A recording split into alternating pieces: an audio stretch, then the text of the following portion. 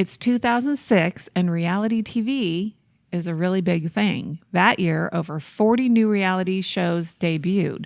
Some are still going strong today, like Top Chef, Real Housewives. That year was of the OC, America's Got Talent, Diners, Drive-Ins, and Dives. And some that didn't really take off as well, like Black White, where a white family and a black family find out what it's like to switch lives, and House of Carters that followed Backstreet Boy Nick Carter, his little brother Aaron, and their 3 sisters. And the subject of this episode, another reality TV show that was dreamed up that year by the geniuses at CBS. Hi, everyone. Welcome to the Weird World Podcast. I'm Dean. I'm Carrie. Carrie is going to not do a strange psychological event. Oh, story. this is a strange psychological event. But not the usual Carrie motif. No, it is not. This is from the world of entertainment, usually my domain. And you're in the world of your favorite kind of entertainment, which reality is, TV. I'm a huge fan. I watch all the reality shows. Baking shows are. See, I don't consider those reality shows. Well, I consider those reality TV shows. No, I don't think they do, actually. They actually do. Really? Well, that's a kind of a catch-all. This is a stupid catch-all because they're really kind of game shows. It's really sort of non-scripted TV. Right. They use the word reality, but that's not what reality show really means. Yeah. I don't think, anyway. They call it, I don't think they call it reality. They call it unscripted or alternative programming or something like that. But so then they don't call them. Okay. So all but, reality shows. But cooking shows are lumped into the same category, I think. Yeah, for sure. But they're very different. Okay. Let's go on about this for a long time. Yes, let's. Okay. Right now we're going to talk about a guy named Ron. Who loved reality TV. And I already don't like Ron. Well, he's not an unlikable guy. Okay. I don't know how old he is, probably in his mid-30s, and he really thinks I could be on a reality TV show. He does understand that, most of the people are in their 20s and beautiful, and he's not. He's got a family and everything, but, he thinks he's got a good personality, and it might be something that could fit in on a reality show. He really liked Survivor, so he decided to apply. He said he filled out it was like a 30-plus page to get application. On Survivor? Yeah. Yikes. They want to know everything about you, everything about everyone in your family and all kinds of stuff. So he did the application, sent it in, and then forgot about it. And, days go by, weeks go by, and it was actually months later he comes home and there's a message on his answering machine from CBS saying they got his application and they wanted to talk to him. First, he thought he was being pranked by his best friend. When he found out his friend didn't know what he was talking about, he called the number back and they said that they did want to talk to him, but it wasn't about Survivor. It was about a new show they were looking at doing, and they wanted him to bring in his 2 little girls who he talked about in his application. That sounds less like a prank and more like some kind of a horrific ploy by a pedophile, but go on. So they wanted him to bring in his 2 little girls. His daughters were Mallory, who was 8, and Olivia, who was 13. He said, no, we're not really interested in that. Were they on he sent video or just, he says 30 page? Did they Survivor have you send video too, I wonder? I don't know. He didn't say anything about video. They talked him into bringing his kids in for an audition, essentially, or just to talk about it, whatever. They lived in Indiana. So the whole family flies to LA. Do they fly you for that? If they're calling you in, I'm sure they do. Okay. Yeah. And they decided, let's go look. There's no way. They're not going to want these 2 little girls from Indiana, on this show. So, and they didn't know anything about this show they were talking about. So just come in. It's a reality show. Yeah. No more details. So they bring him in, and he was thinking like Survivor for Kids or something like that. Well, but so they came in. Which is, by the way, a horrific idea. Yeah, very horrific idea. But so they were told that it was for a new show that was going to be like summer camp with cameras. That also sounds a little spooky or weird, but go on. And it was a pretty lengthy audition process. They still thought, our kids are never going to, what are the chances? They're probably talking to hundreds of kids. There's no way. And just as they're about to leave their hotel, one little girl, Olivia, the 13-year-old, said she was in the shower, getting ready right before they're going to head to the airport. And she said her mom burst into the bathroom and says, "You guys got it." Oh, really? So they got cast on this new Summer Camp with Cameras show where they were going to be taking 40 kids ages 8 to 15 to a ghost town in New Mexico. To 15. To have them live and without adult intervention and try to create a functioning society. Oh, this is going to be Lord of the Flies. And they were going to call it Kid Nation. Kid Nation. Huh. Was Lord of the Flies the copyright? They couldn't get that? Yeah. Is that why? So before, in between being cast and before production started, everybody was sworn to secrecy. None of the kids were allowed to talk to each other. Yeah, they probably didn't even... nobody was even introduced to anybody, so nobody knew who anybody was. Typically, they can't talk to each other until whatever has aired. They can start talk to that point. They can't talk about the end of the series, like those contests, things like that. That are months after they've shot them. You can't say a word. But they weren't even allowed to talk to each other before. Okay. And the code name for the crew and everybody working on it was the Manhattan Project, which doesn't seem a very apt name for it. Other than it being in New Mexico. The CBS head of alternative programming in 2007 was a guy named Gen, I think, Maynard. Gen? His first name? Yeah. Gen? Maynard? But his claim to fame was he had convinced Les Moonves to do Survivor. Classy guy all the way around. All classy people involved in that. Les Moonves, now known to be a disgusting human being. Survivor started in the summer of 2000. Who was is Survivor also Mark Burnett, the guy who did? I don't know. The guy who the world owes Trump to his fabrication on The Apprentice. I don't know. The image of Trump being, I think it is. Isn't that his? I don't know. But he has a lot to answer for in hell.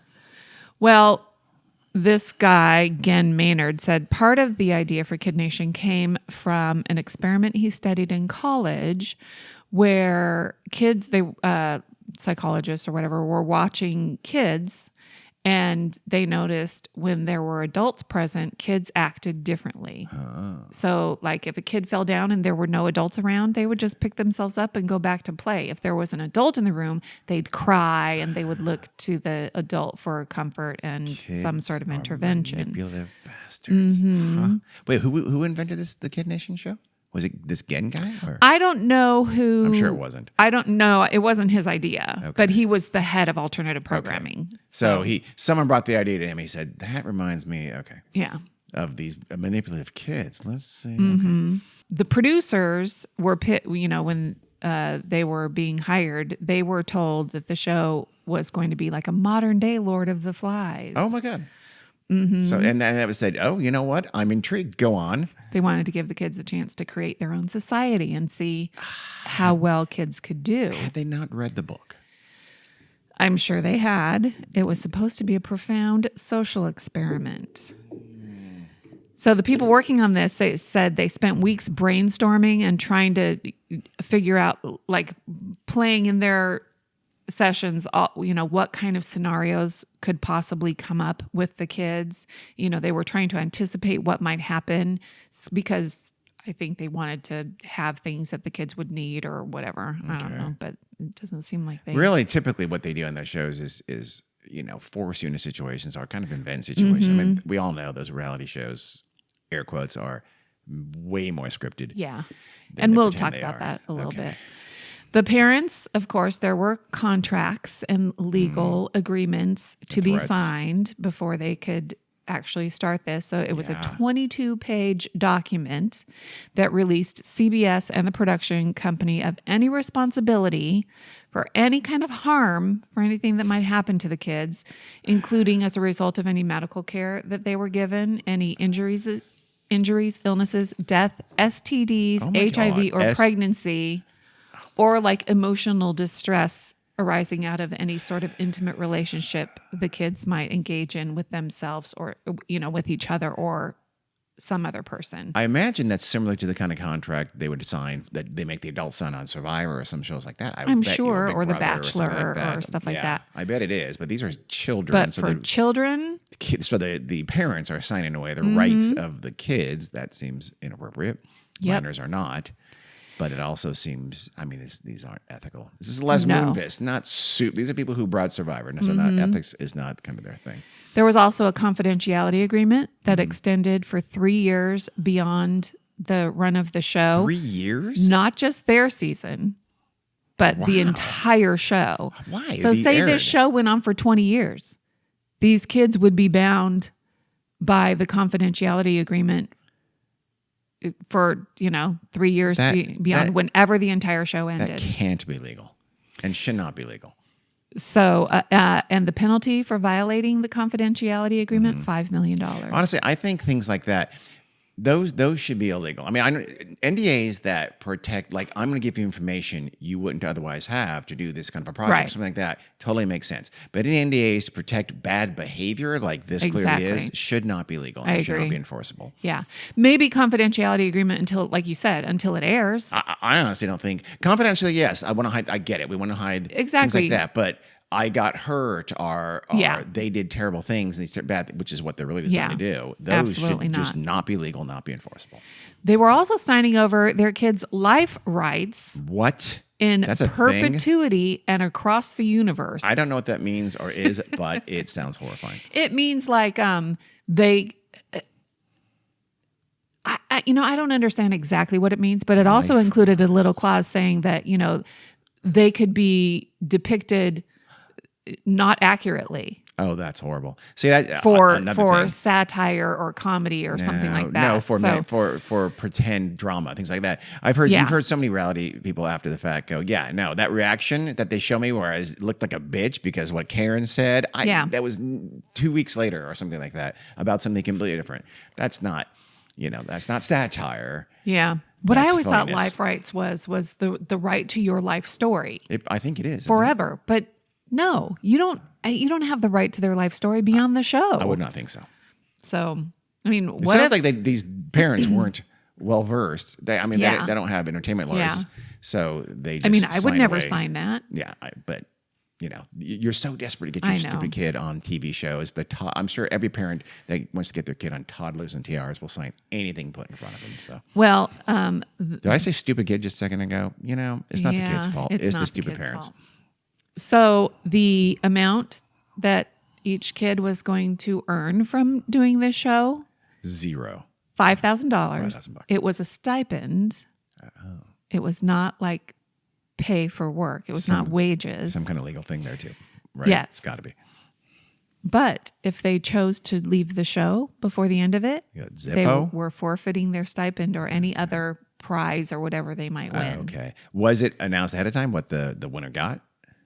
A new car. There was no winner. It wasn't like Survivor. It wasn't. Nobody was being voted off. Or anything it's just like here's that. some shit that happened in New Mexico when we let kids run wild. Yes. Okay.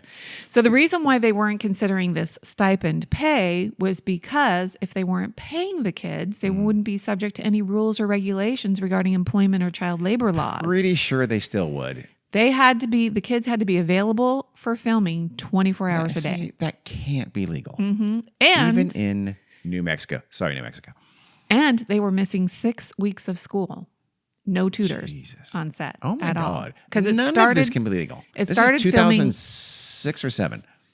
It started filming in 2007. Okay. It's 2007. Okay. Yeah. Earlier the tease. So it was dreamed up in 2006. Yes. And they started casting and everything. Started 2007, aired first in the fall of 2007. Yes. Okay. So, but they started the filming in like mid-April of 2007. Yeah. Okay. So the show was filmed and I'll talk about it later, but like all the movie labor laws and stuff like that, actually there's exemptions. Like the original child labor laws had exemptions for movies because it was written in like 1938 and it left it up to the states. That was the federal law. And it left it up to states to make regulations for like movies and TV and stuff like that. See, and states so California had them, New York had them, New Mexico does New not. Mexico did Georgia, not. I don't think does. North Carolina. You see, is there's those more kind of right to worky states. Yep. Go, oh, come on in here, because otherwise, why the fuck would you ever want to? If you're not filming a Western, you don't want to film in New Mexico. Yeah. So they are Georgia, for God's sake. So it becomes kind of a lowest common denominator. They all compete with one another with tax breaks to get films there because they're cash cows. And well, and the other reason letting why kids get exploited, that's easy. That's free. The other reason why they chose New Mexico was for the location. It was called the Bonanza Creek Movie Ranch. It was a privately owned town that was built on the ruins of Bonanza City. Bonanza City. It was not the old TV show. Nothing. No. Okay. That was California, I think, around Tahoe or Nevada, maybe. It took place around Tahoe in Nevada, but I don't know where they filmed it. Yeah, probably up there somewhere in the valley. Yeah, no, probably actually. Yeah. No, I'm sure they filmed most of it on soundstage. Yeah, they did some. Okay. Well, Bonanza City is about 13 miles south of Santa Fe, and over 130 or something like that TV shows and movies have been filmed there over the years. Is that where every draw in the middle of the town street happens in this? Okay. Probably, including Rust, which we know how that went. No. You don't know? No, not good. Oh, yeah, not good. So anyway, so that's where this was all happening. The town is... it's, I don't know how many buildings there are, but it's... So it's like, basically it's like an Old West movie set. Yes. Okay. Yeah. Because it wasn't a town? Like, is it like ruins, or is it like, two-dimensional? Or are they actually real buildings? No. There's actual real buildings and stuff. I doubt if they're original, buildings from... But I think that the town, was defunct in the early 1900s. Oh, I see. Oh, okay. It was a town. So it's a legit ghost town. Yeah, but like I said, I don't know how many of these buildings are original or, But so it's laid out like the letter X. It has 4 unpaved streets lined with wooden buildings. On one side were the bunkhouses, and on the other side they had like a kitchen and a chapel where they would hold the town council meetings. Do they have swinging saloon doors? Please say yes. I don't know. You can't find it. I couldn't find it online. At some point, all the shows were available on YouTube, but they're all taken down now. Really? Yeah. So when all of the kids were cast, they were all flown to a hotel in Santa Fe with their parents originally. They were told, what items they could bring. I think they were allowed 3 outfits for 40 days. Nice. For 40 days? Oh my God. And what they couldn't bring, they weren't allowed to have watches. Nobody could have a watch. So the kids never knew what time it was. That's convenient. Mm-hmm. The poor little girls, some who were 11, 12, 13, 14, no feminine hygiene products. What? So that means if they needed something, they would have to ask an adult, a crew member. That's not okay. Yeah, Are they just thinking of ways to embarrass kids, belittle and embarrass kids? Okay. So the night before they were heading out to the town, their bags were searched by the production crew to make sure nobody had something they weren't allowed to bring. They took away their Febreze. Please, 3 days, three outfits, 40 days, please. Yeah. And then when they woke up the next morning, they were told, tell your parents goodbye for 40 days. Where'd the parents going? Santa Fe? Luxury hotel? Parents were going home. What? Home? Yeah. So the parents just flew them out there and then they're out? Yep. Wow. Yeah. No access to the... No access. The kids were not allowed to contact their parents or anybody else the entire time. This could have been a genius kid slavery concoction, scheme. Jesus. So when they got on the bus, like a rickety old school bus... They were mass kidnapped.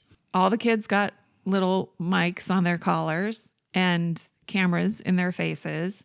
And at this point, they were told, go ahead and start talking to each other. On the bus, okay. On the bus. And the kids were like, where are we going? What's going to happen? And, they're asking the adults all these questions. And they were told, stop talking to us, just talk to each other. Oh, the adults should have those black face masks like in Squid Games and just not even move, not even react, and have guns.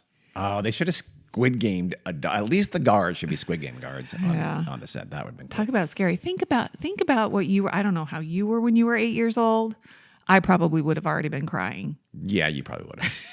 So I would have been glad to be away. I would have been fine. No, I'll stay. You probably would have been fine.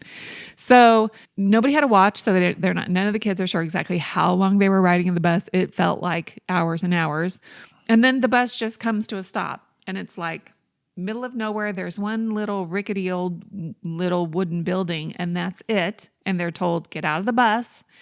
And one little girl, the 13-year-old daughter of Ron, who wanted to be on Survivor, Olivia was like, "This can't. Are we all going to live here? You know, what is this? How is this going to work?" And then all of a sudden, here comes a helicopter. The helicopter, you know, blowing dust all over where, and it lands, and 4 more kids get out, and they're told, "These kids are going to be your town council." And so Olivia said she thought, "Oh, fair. Great. I'll bet you these kids know what's going on. They're going to know what to do." That sounds like an elected body. I'm assuming they've been told what to do. And then they're told, nope. Because they start talking to those kids, and those kids are like, we have no idea what's going on either.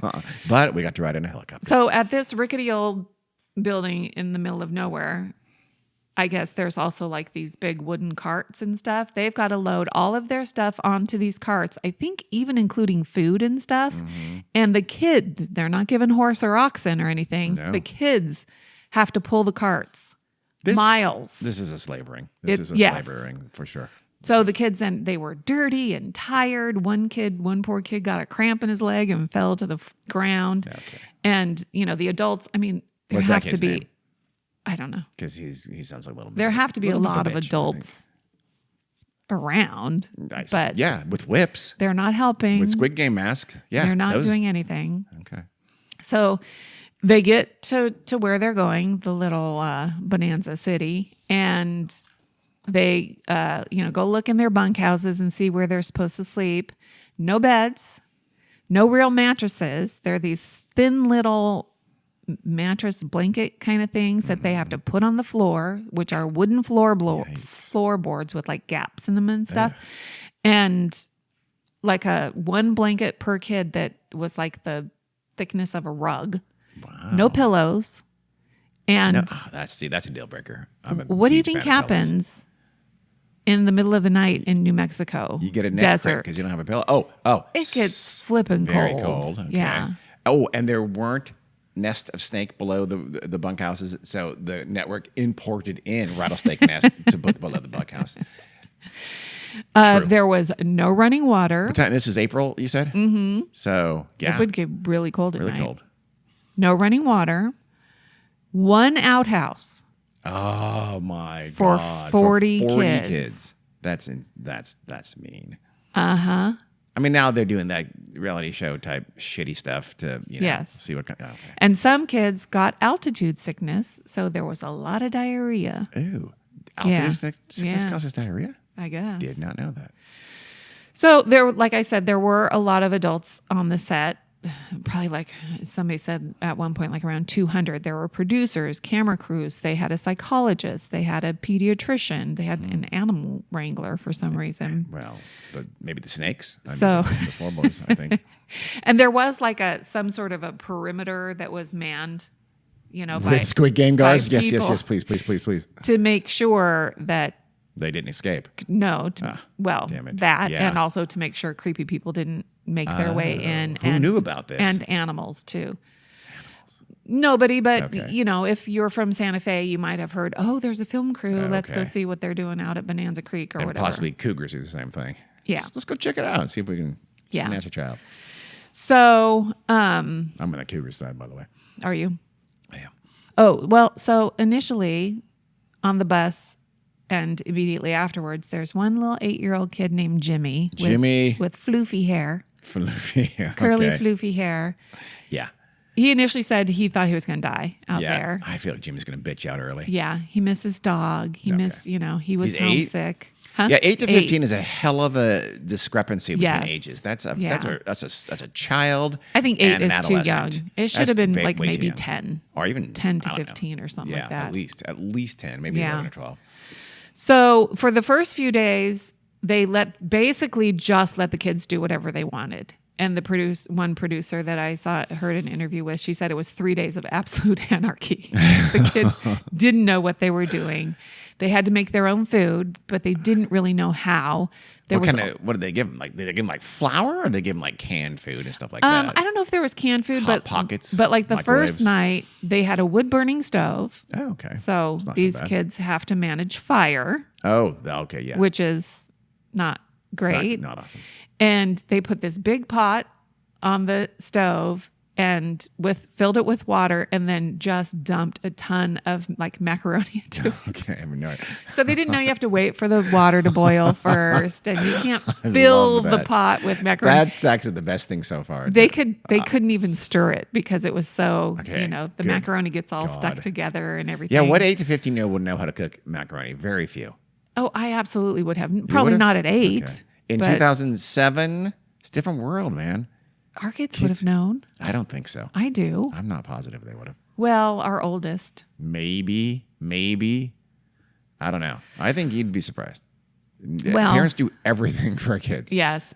It was basically they made mushy pasta. Mushy, half-cooked waterlogged pasta. They also didn't have refrigeration, so there was no cheese or, No cheese? So the kids... worse yet, it's that powdered cheese, not the good liquid cheese. Yeah. So the kids were initially very tired, hungry, and homesick. So the town council called a meeting. The 4 helicopter kids. They got to create some order. Yes, these are the helicopter kids. Okay. So I'm going to tell you who these town council kids are. A 12-year-old spelling bee champ named Anjay. Okay. A boy. An 11-year-old Boy Scout named Mike. Ugh. A 10-year-old beauty pageant queen named Taylor. God. From Georgia. Everything's wrong about that sentence. And a 12-year-old theater kid named Laurel. Is Laura a girl or a boy? A girl. They all sound just It's 2 awful. boys, 2 girls. Okay. So I'm being a little hard on the kids. I know, but those kids sound like nightmares. But yes. Well, and we know how, reality shows seem to cast by types. So they want a villain, and they want the girl next door, and they want the... Who's the villain? Well... Anjay? The spelling bee champ? I can't imagine. No. He sounds like the most normal one there. Those are the leaders. Okay. Well... Taylor kind of is a little... Taylor villainy. is a toddler and tiara veteran. She's a 10-year-old little girl. Yeah. Well, 15-year-old Greg. Who's he? He's what he kind of becomes the villain. Yes. Oh, okay. He's the oldest. 15 and like beating up 8 and 10-year-old kids. Yeah, you're a tough guy, Greg. He's clearly bigger than everybody else. And in this very first town council meeting, he really gets into it with Mike, the Boy Scout on the council. Much younger than he is, though. And at a time when that kind of different age is humongous. Huge. And ends up shoving him. Oh, my God. Which is really not nice. So a 14-year-old hero, that's my word, Michael, steps up, and he gives a speech, a real rousing speech to the kids that they need to listen to their leaders. And yeah, sure, they've made mistakes. We're all going to make mistakes. Nobody's perfect. And he said, we got to really work together so that we got to show the world that kids can do this. Michael took a shiv to the kidney that very night while he was sleeping. He was and shanked. That kids, that they could get organized and cooperate to get stuff done. So the kids all applaud and start chanting, Michael, Michael, Michael. God. Michael, power went to Michael's head, and he was soon a fascist dictator of Bonanza. No, he sounds like a really nice guy. And he doesn't know why. He didn't put himself out there for this show. Neither did his parents. How'd he get on it? He's from Seattle, and he goes to a music camp in Seattle that they kind of pair young musicians with local Seattle area musicians. Okay. And so he thinks that music camp, gave the producers his name. Okay. And they contacted him and said, would you like to audition for this thing? And they said, a music camp kid? You know what? Actually, yeah. So he did, and he said there was oboe. there was one producer that kept trying to get him to play his guitar on camera, and he really didn't want to. And Really? the producer got real mad at him. Well, that's just like a music camp kid to me. You play, come on, man. Dude, Michael, get it out there. Get an audition tape. Be on YouTube. Justin Bieber this shit. Greg, the 15-year-old villain, was from rural Nevada. He was, so like I said, he was physically bigger. And I guess he would yell and scream and cuss at the other kids. And adults did nothing to intervene. That's pretty. And Olivia. Was there altercations, physical altercations? Did he beat up kids? Well, I don't. He did shove. Who did he shove? He shoved Mike, the Weebelo. And yeah, we'll talk about another incident. I can't believe Mike didn't on. take his Cub Scout knife and just go at it. Well, I'm sure that's one of the things they were searching for in their bags, any weapons. But so Olivia, who was 13, had her 8-year-old sister. She said at one point, Greg was yelling and screaming and cussing at other kids, and her little sister was so scared that she hid all the way under her covers. And she said she was hiding because she was scared of Greg, but also she was hiding from the camera crews and the producers because if you were upset or crying or whatever, they would follow you and try to get your scared, horrified, traumatized reactions too. The reality show mentality. Mm-hmm. The rawer, the better. And the more private, the less private they make it. So Mallory, the 8-year-old, was super lucky that she had her older sister there. I think they were the only. I was going to say, were there much siblings? No, I think just them. I'm surprised because you would think they'd want that, so the kids feel more isolated and they do get more of those reactions and fear and things like that. Yeah. Well, their parents said there's no way they would have let the 8-year-old go on her own. They were a combo. She wanted to go. She was really into it, and Olivia was not as much. And they basically said, was this for Olivia Rodrigo? They're was this both why doing she wrote driver's license? No, okay. It's not Olivia Rodrigo. So at one point, the kids find, in air quotes, this old journal that was supposedly written by the town's original founders, and gave them all sorts of insights and stuff. Really fake. Which obviously, it was very fake because it's laser printed. This journal Sans font tells them that they have to split up into 4 groups. I think they end up being called district, and by color, not skin color. You saw my reaction. I know. A red group, green, yellow, and blue. Gotta get blue. So I'm not really sure how they formed their groups. I would have want to be on the blue team. To be honest. So, and each town council member was a leader of one of the groups. So when you were put into a group, you had to bunk together, work together, and there would be competitions. So once the kids were divided into groups, things became very quickly very competitive, which kind of makes sense. Melees, like gang fights, like rumbles. No. So Anjay, the spelling bee champ, totally qualifies to be a town council leader. He was the leader of the blue. He was actually very smart. Still. He was the leader of the blue team, and Greg was on the blue team, and Greg's new best friend, Blaine, was also on the blue team. Greg and Blaine sound awful. They were awful. They were troublemakers. So Anjay decided he was in charge, so he thought they needed to be split up. So he decided to trade Blaine. Oh, they can do trades? Yeah. Can they do draft choices? He decided to be named later? To trade Blaine to another team. And Greg got real mad at him and pushed him through a window. Oh my God. We put one of those fake Western windows made out of, I don't know, candy. I'm assuming maybe no. Sugar candy. Maybe no glass or paint at all. Okay. Anjay was fine, but still. The entire crew just, all right. Did you get that? Get that shot? Taylor, the 10-year-old beauty pageant contestant from Georgia. Pageant also totally well qualified to be a leader. Yes. Beauty pageant. And she really lived up to the stereotype that we all might think a little 10-year-old beauty pageant queen would. She just do how the wave she would behave at all times. She just the wave. Follow the wave, please. Well, she immediately refused to do dishes. Oh my God! And she was constantly saying, "Deal with it." Oh my God! Kids got real sick of hearing Taylor say "deal with it." At one point, did they like a montage where they have Taylor saying 40 times saying "deal with it, deal with it, deal with it"? Deal probably. With it.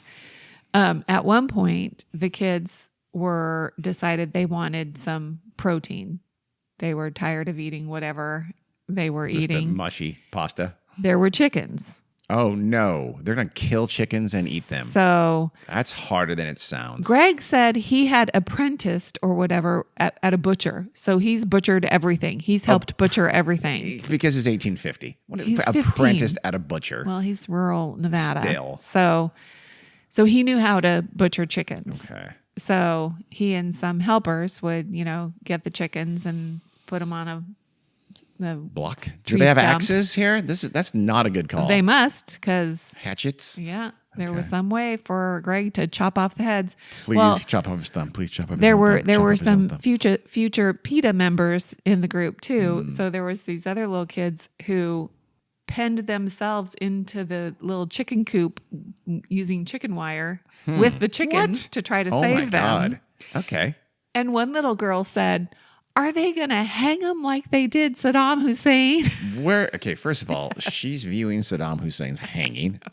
Her parents need to explain some things. Yeah. Second of all, they don't hang chickens. No. I think they hang. Yeah, all that chicken you eat, or maybe you don't eat. I don't know. Maybe she's a little Maybe she is, vegetarian, but no, they don't yeah. hang them. So- They chop their heads off, Cindy. The carnivores beat out Oh, the PETA kids, Easily. and they ate the chickens. so they did. So did they show it? Did they show them cutting chicken's head off, plucking it, Yes, they did. eviscerating And it? they had to put a warning. Oh, really? Like Yeah. this is gross. Uh-huh. Yep. If you like chickens, don't watch this. A thing. warning for viewers, not a warning for the kids that had to live through No. it. But so another Suck it thing up. How that much trauma? How much? I mean, yeah. Another thing that Taylor said, I'm assuming around, it must have been in this episode, ugly chickens don't deserve to live. Taylor said that. Yeah. The beauty queen. The beauty queen. I Although guarantee you, she's a grown-up bitch right now, and she is. one kid said know. that they think that a producer fed her that line. Probably. So- I wouldn't be surprised if producers fed a lot of these lines. But there were other things deal with it that again. she said that I read, like one thing like you can put on makeup or something, but you can't, but that doesn't fix fat or something like that. Okay. Yeah. So she's just all around a good person. But she's 10. And these are things she's heard by her mother and by other people in the beauty pageant world. So you can't blame her. I can co-blame her. You can't blame her. If she's reformed and if she feels badly about it, yes.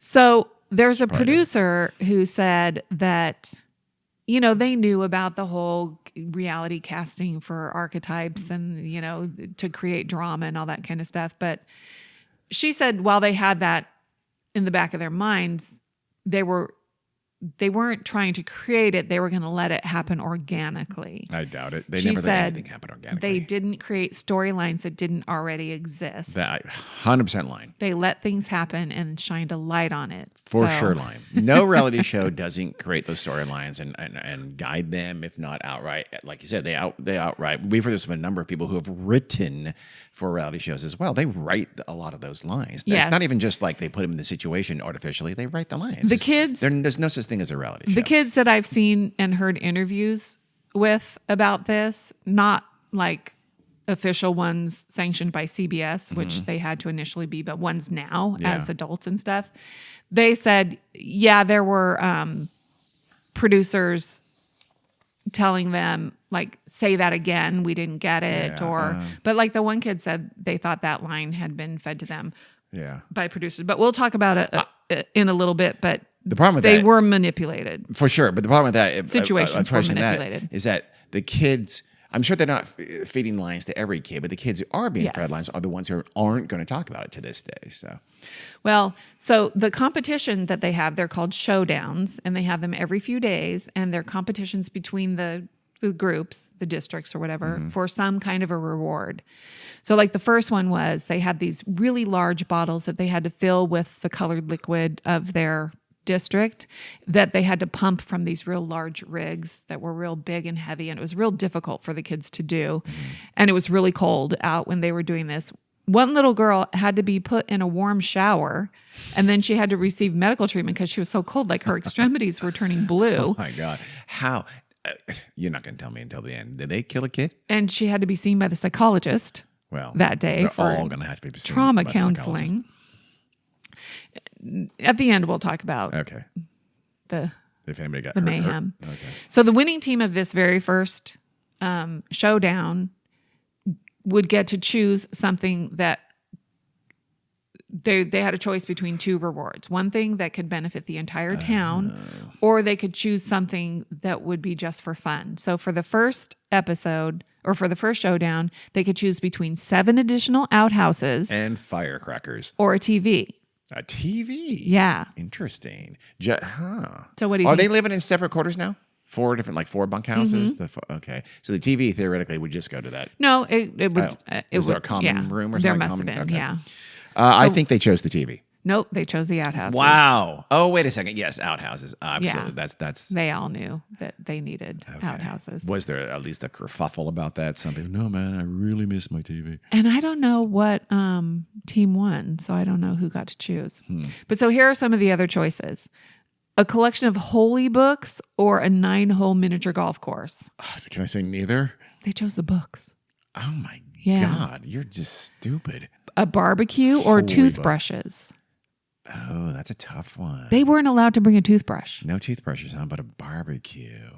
One girl said she left with 6 cavities. What? She's a liar. There's no way. You don't get Imagine- 6 cavities. And how long is this filming? Was this 40 days. Okay. Really? 6 cavities in 40 days. I find that hard to believe. Well, it's very plausible. They were given like powder to put on their fingers and, swab their teeth with. Okay. No, they chose the toothbrushes. Okay. So those are the She ones didn't that I use it, know it's the just choices of. And now I just have a list of what they actually chose. Cocoa in a microwave. Cocoa in a microwave? Oh, Yeah, okay. good choice. Yeah. Fresh produce. Very good choice. Really good choice. New clothes and free laundry. Oh, interesting. We'll talk about how they had to pay for things. Oh. Letters from home. Eh. I'm sure the kids really wanted the letters from home. I'd An be okay. arcade. An arcade? Yeah, with like video games and stuff. Damn.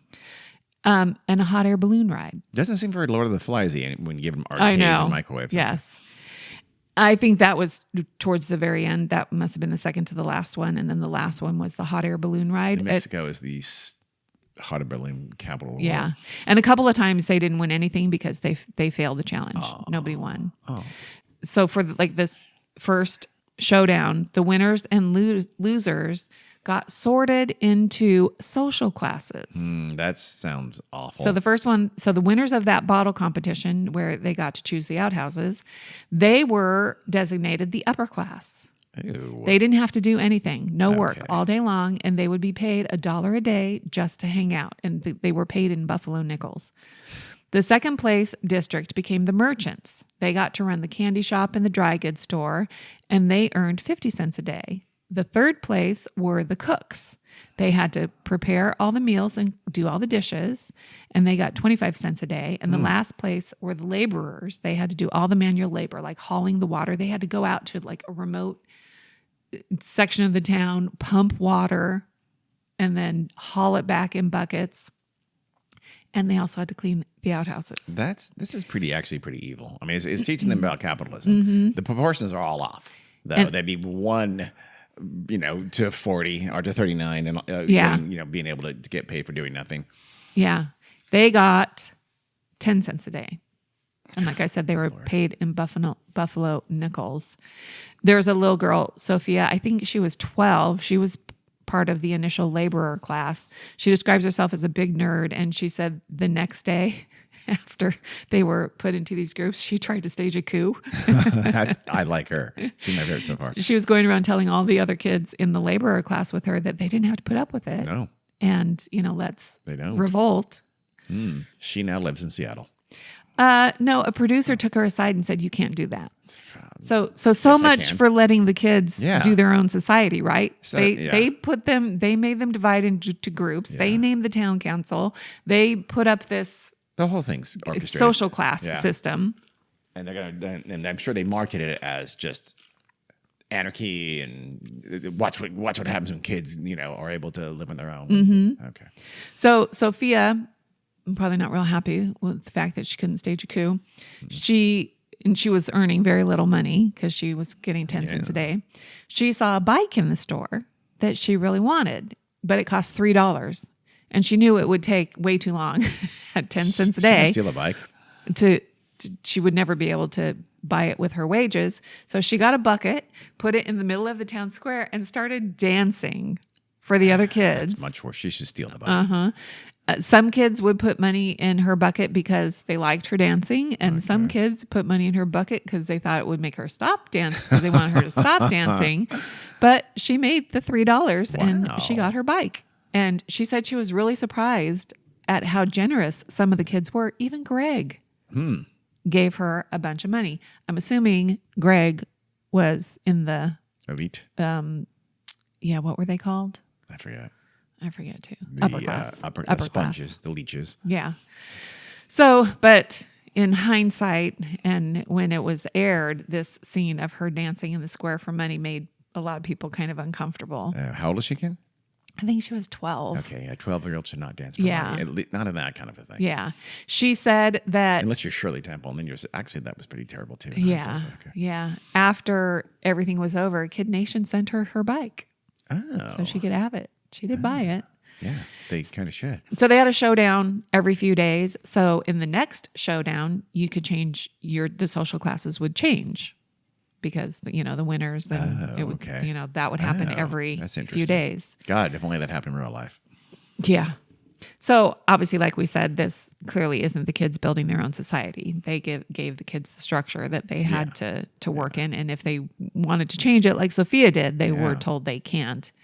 So then at the end of each meeting, like a town council meeting, which I guess also happened after every showdown, and the kids were called pioneers. One pioneer was awarded a gold star. And it looks like a big 3D star paperweight kind of thing. Mm-hmm. And so in the first showdown episode, they were told this gold star is worth $20,000.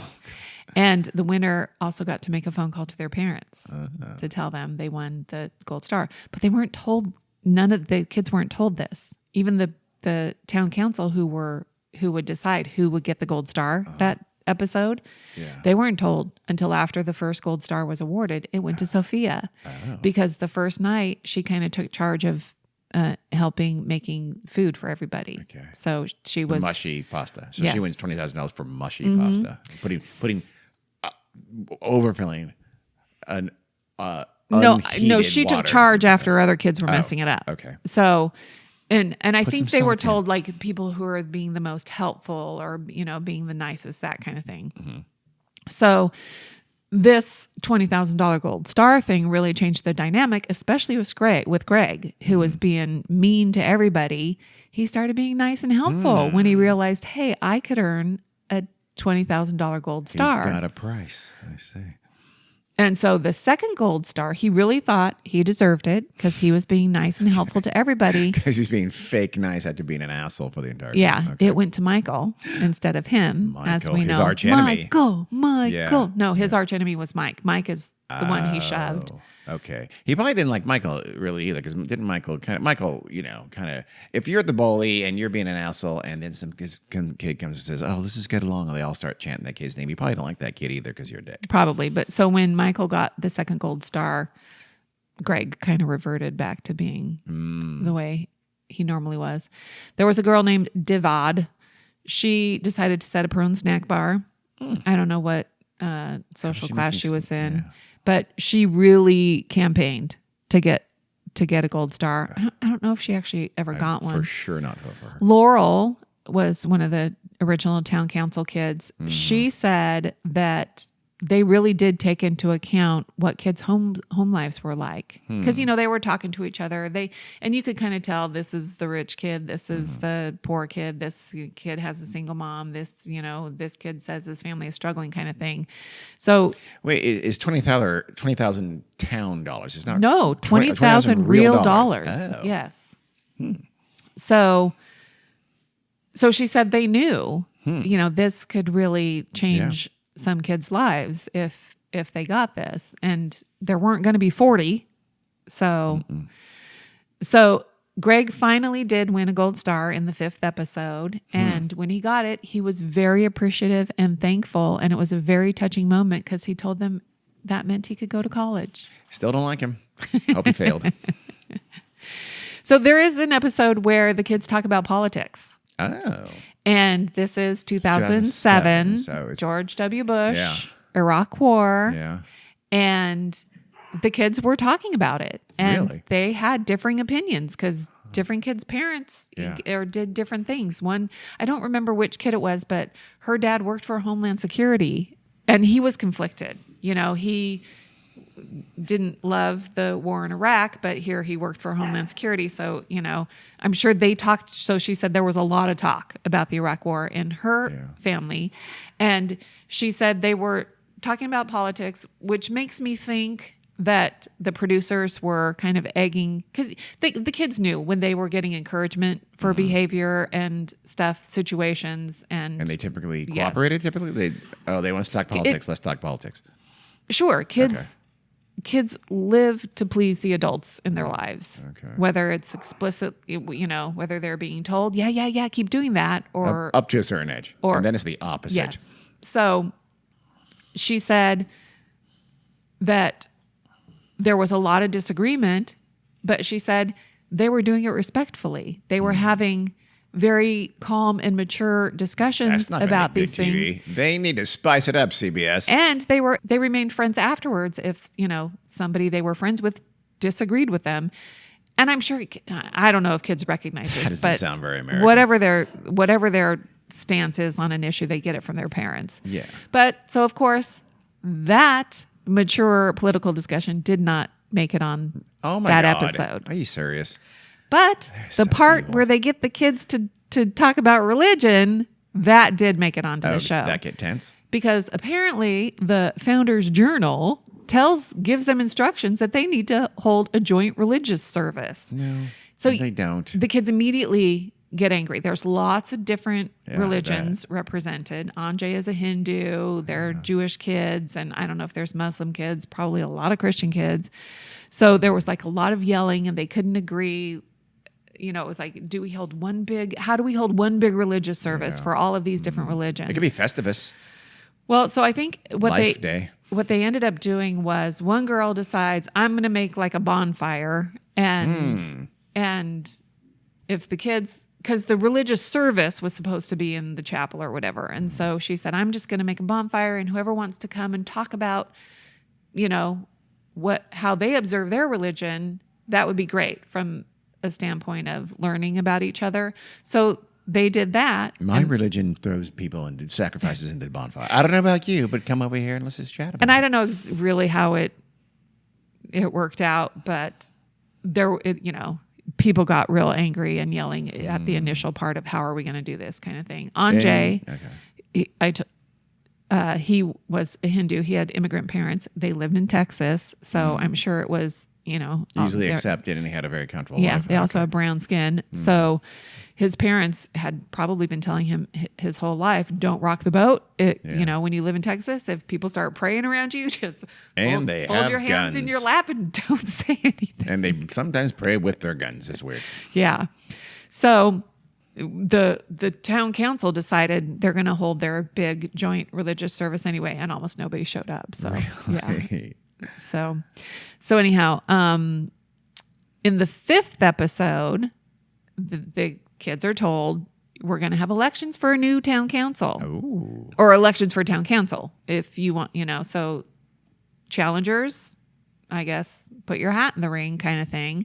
So they campaigned. The kids who wanted to run decided to run. They would campaign and give speeches. Laurel, the theater kid. Yeah, of course. I can tap dance. She was in the Green District. She ran unopposed. Really? So she was reelected. Was everybody voting, or was it just your... No, everybody would have to vote for him, Everybody right? votes, but each district votes for their own town council leader. Yeah. Okay. So so there's 10 people per district. So you need 5 votes. Oh, did I not say Jimmy left? Jimmy left? No, you didn't say about Jimmy left. I knew Jimmy was going to bitch out, but you didn't tell me about it. Jimmy left after at the first town council meeting. What happened to Jimmy? He was homesick. The first time, how far did he get? Was that like 3 days? 3 days. 3 days. Yeah. And Jimmy says, how old is Jimmy? 8? 8. He's kind of a bitch for an 8. And the camera crew was like following him around when he was crying and stuff. Cry some more. They're throwing rocks at him. So they found him hiding like Pushing him behind down. one of the buildings crying. And it was because he was hiding from the camera crew. And they made it look like he was hiding, the show, I think, made it look like he was hiding from the kids or whatever. No, he was hiding from the camera crew. Because they kept tripping him as he walked away. So, Yeah. Damn. So no, he left. okay, so there's 39. So he didn't get his $5,000. Oh, poor Jimmy. And he certainly no $20,000 gold star. Yeah. So Taylor gets replaced by a 10-year-old named Zach. Good. You know what? You know what she's going to have to do? Deal with it. Okay? Okay, Taylor. Zach just kicked your ass. And Mike was replaced by an 11-year-old named Guylan. Wow, what happened to Mike? I don't know. He's a weebelo. He's a Boy Scout. Yep. So the big He did a drama backward somersault. Yeah. was the election for the Blue District. Is it Anjay? That was Anjay's district. And Olivia, the 13-year-old big sister to Mallory. Yeah. Libby versus Anjay? I thought they're both pretty good. Yeah. I think they were trying to make her a little villainy. But Anjay ended up keeping his town council seat. Olivia at the time believed that it was because that was the week he gave the gold star to Greg. And so she thinks that, he was basically buying Greg and his pals' Possibly. loyalty. So who knows? Very possible. So now, Like I said, you need 5 votes. I mean, yeah. So in the last episode, a producer wakes up Mike in the middle of the night and tells him, go outside, something's happening. And he goes outside and the big wooden job board is on fire. And why did they make it Mike for that? so then Mike has to wake up other kids to come help me put out this fire. So they're like getting buckets of water and stuff to put out the fire. And the host, there is an adult host of this show. There is. Yeah, he shows up. Who is it? Somebody Karsh, Jonathan Karsh or something like that. I've heard of Jonathan Karsh. He'll do. Is he in it throughout, or is he just kind of? He's in every episode, but just to announce the showdowns, or But is he on site with the kids in Bonanza? But I don't think he's there all the time. Okay. So he drops in, does his little announcement, and goes back to the hotel in Santa Fe. He produced Extreme Home edition of Extreme Makeover Home Edition. Yeah, and he did go on. Yeah, he went on to do more production. And stuff, after right? this, he does the show Catfish. Oh, so he's horrible. Well, Catfish? Yeah. It's a show about being catfishing, isn't it? What is it about? About people on the internet Is it a pretending fishing to be show? somebody else. Exactly. Yeah. Yeah, that's okay. You it's wholesome TV for you. You don't think that's vile? But I mean, I don't know. He sounds kind of should we protect pro-catfish. the people who pretend to be somebody else on the internet? Well, what did it do? What did Catfish do? I thought was Catfish a show where they show people catfishing people, right? And they catch them. You catch somebody catfishing. Oh, it's like To Catch a Predator. Yeah. Okay. I thought they were doing catfishing and showing. Watch how easy this is. Here's some techniques to pick up. No. Okay. So I apologize, Jonathan. Yeah. So the host shows up and tells the kids, hey, that fire was not an accident. It's arson. And then he tells them they can also burn that journal. What? Which I guess it had been like a running joke with the kids to burn the journal or get rid of the journal. Was it because of the Comic Sans bond? I don't know. Okay. But so what does this mean? No more class structure. No more rules, essentially. We don't have to abide by anything. And that's the last episode? These fake people wrote in this How many journal. Episodes? 13. 13, okay. So basically, they set this up for the kids to just go wild, go do what you want. So they go to the candy store and they just start taking whatever they want. Wow. It's a riot. They're looting, yes. Oh my God. That's very much how it's shown. Some kid finds the TV and the kids said they were told by the producers, since the show is ending, if you want a souvenir, go get it. If you want something, go get it. We're done. Basically we're done. And Fox News shows only the non-white kids taking stuff out of the stores. Fact. Yeah. So very much like how we talked about.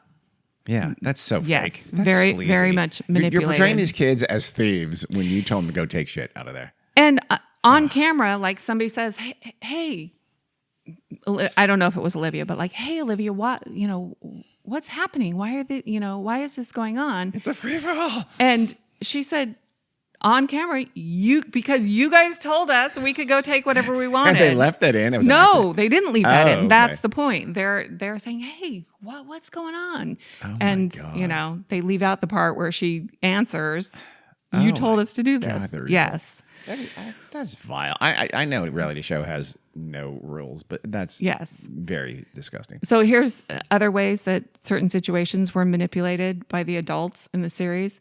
In one episode, the kids had to take care of the, quote, garbage problem. So make it look like you kids don't even know how to clean up after yourselves. You just let trash rot in the streets, and this is gross, and it's, stinky and hazardous. So the kids had to load up all the trash, probably onto carts or whatever, and take it away far enough away and, dig a really big hole and bury it.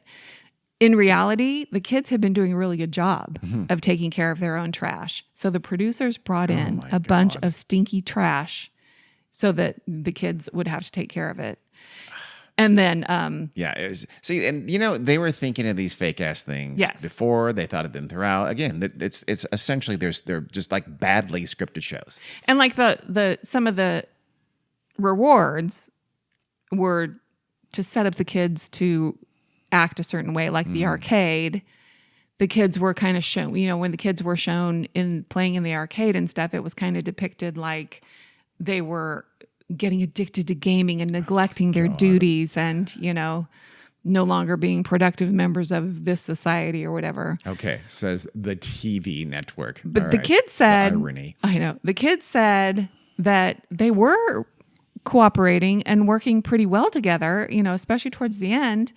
And some of the kids, now as adults think, the producers thought this is getting boring and they would need to try to stir up trouble. They stirred up trouble between friend groups that was not necessary because they were all getting, this sounds kind of evil. Remember that episode I think you did on the camp, the psychologist studying the camp, and they did manipulative things like that. That's just... At one point, this is evil. This is cringy, and I don't know how. I'm guessing to a certain extent this was also probably manipulated by the producers. Greg one kid wanted to go listen to Creed. And so Greg and his friends were being accused of being disrespectful. I forget what the context was. So the boys, I think it's 3 of them, they decide to each take a chair and they're going to set it in the middle of the X street, the cross streets. And then when anybody walks by, they're going to compliment them. If we're being disrespectful here, we're going to be nice and we're going to So they end up sitting there catcalling all the girls that walk by. Wow. And they're saying gross stuff and using gross accent. I don't think they know what compliment means. Yeah. You're looking good and basically catcalling the girls. 12-year-old girl, you going to dance for me? And so the camera people are showing the girl walk across the street, creeped out, while these boys are catcalling them. And they end up really getting called out about it. It was, bad. Getting called out by the other kids, by the other kids, yeah. So in the final showdown, they have the regular gold star to award, the $20,000 gold star, but they have an additional 3 mega gold stars worth $50,000 each. And they don't know this until they get to the end.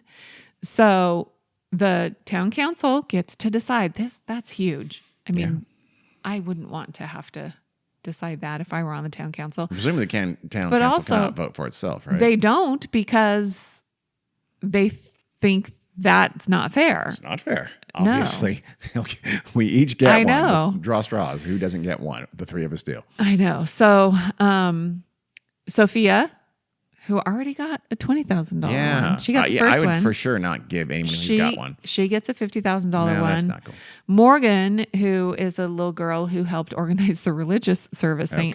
She might be the one who did the nice religious service thing, I think. Bonfire, where she tried to sacrifice a child. And then I don't know how nice that is, but another girl named Meagle, something like that. I like me. I choose to pronounce it Meagle. This is how she's described: as a model who had a model personality. I don't know what that means. Well, she acted like a model. Okay. So she just did the hand wave as well. I don't know. So the kids who I've She seen strutted down a interviews catwalk. with, they don't really know why she was given a gold star. Hmm. And I think Laurel has given interviews and stuff, and I think it was her that said they were given parameters, and they weren't allowed to give that last star to the kid they really wanted to. That's not right. I don't know really if they You can't made give it to that them kid? give it to Miggle or Meagle. or It's whatever Meagle. her name was. We've established that it's Meagle. But there was a kid named Pharaoh Pharaoh. who they wanted to give it to him. And I think they had wanted to give him a $20,000 gold star earlier. Instead, Fox News showed him stealing a TV. And he wasn't allowed to. And I don't know where she got the idea because the producers disputed this, but it was like he hadn't been given enough screen time, so they wouldn't have enough to put together around him getting the gold star. Manufacture a story, a backstory or something I like that? guess. And so along with the gold star, you got to call sleazy. your parents. So they would fly a film crew to wherever your parents were. So they would have one film crew filming the parent and the other filming the kid. So maybe it had something to do with that. Why? I don't Why can't know. But I don't know where there's Pharaoh no was film from. crew near him or something? Yeah, I don't know. So then at the very end, all the parents come running into the town to pick up their kids, I guess. And the kids didn't know that their parents were going to come to get them. So they flew them all back to New Mexico. Yes. Okay. A lot of the kids were genuinely sad. Like To some leave? of the kids were thrilled and just go running to their parents. Other kids are like sad because, oh no, this means I have to leave all my new friends and stuff. So the final showdown that they had, I don't know what the competition was, but the choice was either a hot air balloon ride or they would leave this huge monument to Kid Nation at Bonanza Creek, what city or whatever. Hot air balloon. They didn't give a crap about the monument. Sure, hot air balloon. So they chose the hot air balloon That's ride. the easiest one so far. And they said it was super fun and wonderful. The kids were sent home, no follow-up, no resources, no counseling, God. no anything. Hi, here's your Scarred for Life child. Enjoy. Before the show Tune in this fall. even aired, there were articles. I read 2 New York Times articles talking about the controversies in the show. So stuff was leaking out. Probably crew, I imagine. Or maybe even, they have those things, but how can you prove which of the 40 kids said something if the whoever they say it to is going to keep their secret? Well, what happened was there were some complaints made to the state of New Mexico about some things that had happened. By who? By parents. Oh. Jimmy's parents for sure. So, although, no, not Jimmy's parents. Really? That's What? surprising. He got to go home after 3 days. I know they made him cry a lot and they threw rocks at him and tripped him. You made up some of that. So. I don't think I made anything. So there were some health issues that were raised, and some of this was in the complaint to the state of New Mexico. Jimmy had a lot of scrapes and bruises from the rocks. 11-year-old Devad, she was the one who made her own snack bar or whatever. Oh, yeah. She had food poisoning. No, her face knew how got to cook. burned by hot grease that Ooh. splattered on her while she was cooking. Oh, well, So her sounds like that's on her. mom filed a complaint in June. So after the filming, but before it aired. She came home. Her face is horrifically scarred. And she called for an investigation into abusive acts to minors and possible violations of child labor laws. Possible? There was 100 a day. The claim was investigated by the Santa Fe County Sheriff's Office, which found no criminal wrongdoing on the part of the production company. Because they want more productions there. And at some point, some investigatory body, I don't know what agency, went to the site and they were denied access. What? So they just left Oh, my God. and did no investigation. So it sounds like New Mexico is not on the ball. New Mexico wants movies filmed there. It's a big part of their economy. That's so. I know. Yeah. And we tried. I know. The best we can. My assumption would be they were paid off. Somebody was paid off. Or, like I said, they just know on what their and movie and TV productions are a big part of their economy. So Well, they well, give true. A show attempt. Yeah. To go out there and And they were probably said, away. hey, if this is successful, we'll do more. For sure. More no seasons. question. And No question. And just you want to keep the reputation as being super production friendly. Yeah. Other investigation efforts by the state of New Mexico were later dropped. Another, Because Kid Nation is still on, right? It's in its 21st season. yeah, health thing that was highly publicized was a story about a kid drinking bleach. Ooh, that's not good. And maybe I heard it was more than one kid. Oh, were they huffing cinnamon? Were Well, they AirPods? No. I've heard different Tide stories, AirPods. but one thing said it was in a bottle that was mistaken for a bottle of seltzer water. I heard another story was like the kids were responsible for washing the dishes and they didn't always do a great job because they're flipping kids and Like they don't have Clorox. dishwashers. It's not a well-known brand of seltzer. And did they even have hot water? If they were pumping water from a well, Yeah, they probably what not. were they using? Even Would- if you have Dawn dish detergent, you're not getting your dishes very clean Were they with cold drinking- water. Drinking Dawn dish detergent? Were Well, they? so one person in an interview said, there would be like a sink full of supposedly washed dishes that didn't look real good. So like production people would pour bleach on them. And then, they should be rinsed and cleaned, but so one cup wasn't rinsed well enough and still had some bleach at the bottom of it. Yeah. And They that used the it. kid was making a soda water thing and poured actual soda water in it and drank it and then at some point started vomiting and stuff. Yikes. He was treated and he was fine. It But sounds like you're poo-pooing it. no, I'm not. But Are you there shouldn't be kid bleach poisoning? anywhere No. where kids could get a hold of it. Antifreeze actually tastes quite sweet, so they had plenty of that. So anyway, I'm sure there were other minor things, but that there, it wasn't. Nobody was hurt. I mean, nobody was So no one killed. died, I no know one- you were no one waiting got for the more. I death. kind of was, but a lot of diarrhea, some throwing up, some burns. Little Jimmy got scrapes and bruises from being thrown rocks and tripped and shoved to the ground. Well, Ananje said there were over 200 adults near the set at any time, and that he didn't consider the show in any way abusive, and it was but that it was definitely a lot more exploitative than I remember it being back then. Yeah. Rewatching it as an adult, Kids don't know to be exploited. Yeah, kids for the most part. Yeah, and I think the scene with Sophia dancing now, it's like, that's ugh, not I good. can't. That would never or should never No. be allowed to happen No. now. So, I think you were helping me by looking up I was. ratings. How do you think this did? Well, great. Well, you probably know. I don't know why I'm asking. No, you. I don't know. I don't know what the ratings were. What I saw, it just had like viewership in the millions per episode. I know. So I don't know what that means. The It was like the first episode was like 9 or 10 million viewers, I was. think. Yeah, And it was. okay. The first episode, and by the way, folks, is much harder than it should be to look up old Nielsen ratings. Yeah. But the first episode scored 18th place in the week of its initial pilot. Its initial episode, September of 2007, the middle of September. It lost out. Number one that week was Sunday Night Football on NBC with 19 million viewers, followed by Survivor China. Never heard of it. 15.4 million viewers, and followed by CSI with 14.1. In 17th was Back to You on Fox, 9.5 million. Never heard of it. Don't know what that is.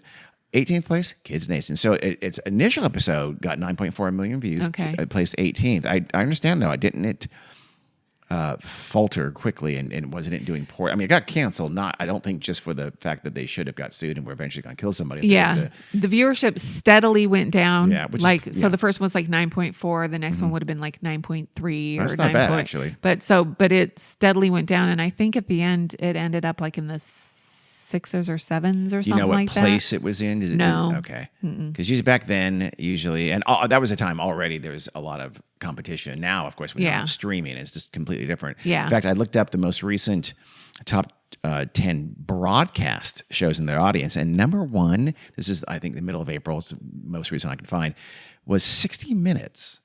I didn't even know that was still on the air, let alone still doing well on a successful show, especially who's watching broadcast TV, 80 and up.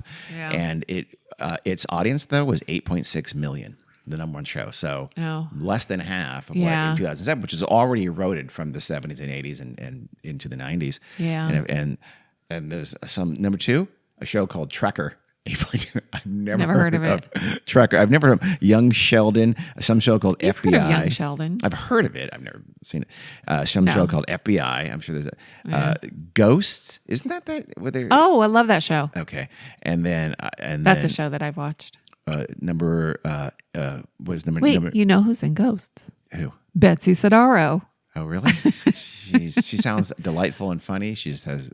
You don't like her voice. Her voice is horrific. It's a horror show. I love you, Betsy. And FBI International was 8. Have you heard of these things? How could the FBI be international? That doesn't by make definition. any sense. Number 9, a show called Fire Country. That's a thing. And number 10 was The Voice. The 10th rated show, The Voice, 5 million views. It's just a different world now. Yeah. With so much competition for that viewership. I don't know. They still make a shit ton of money. So I don't know how they do it. Yeah. But it was Kid Nation back in 2007 was axed after its first season, wasn't it? Yeah. And immediately after filming the show, probably between the time, they filmed it and before it actually aired and had controversy and stuff, they were already getting ready to start casting for the second season. Yeah, they thought they had a hit on their hands. Well, holding on to, it sounds like they held on to something like 80% of their audience. Yeah. And that could have been enough to get, especially when a reality show, because the production is usually fairly cheap, they're usually relatively inexpensive to do. I wouldn't have been surprised. Had there not been the controversy, it's possible that show would have been renewed. Yeah, maybe. And they could have just decided kids are too, more trouble than they're worth. Or so are adults. Yeah. I mean, all those stupid reality, Survivor and Big Brother, there's, I don't know. Yeah, they could have, I suppose. I don't know. But it sounds like they very successfully manipulated it in season 1, and they could just hone their craft in season 2 and 3. My guess is the thought of having some litigation stop them from having a season 2.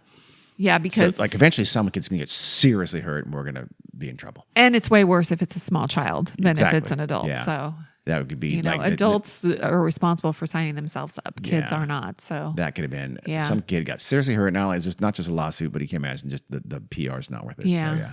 I honestly, I'm surprised it even got on. Yeah. My thing is, how boring would subsequent seasons be? I mean, they would. I don't know if they would. I think that about all reality shows. I Survivor's know, the same thing. but if the Voice and all that stuff, they're just the same dumb shit every year. We don't feel that way about the Great British Bake Off. That's true.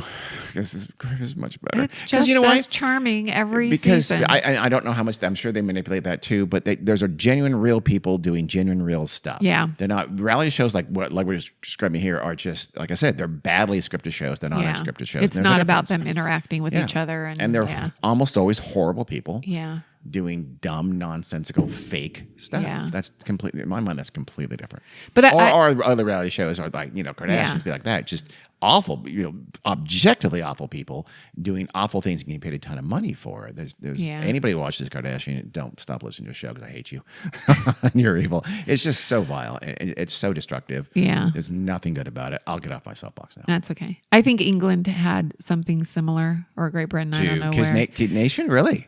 Yeah, kind of. Oh. Aaron was telling me. Kid Village. Aaron told me, I don't know if this is the one that was referred to in some article I read or if this was a different show, but they had kids living in a house and they divided them up by girls and boys. And like the boys just, towards the end, they didn't even have any furniture because they just demolished everything. And the girls were probably a well-oiled, nicely run household. I don't know. I'm making that up, but I don't know. I wouldn't be surprised.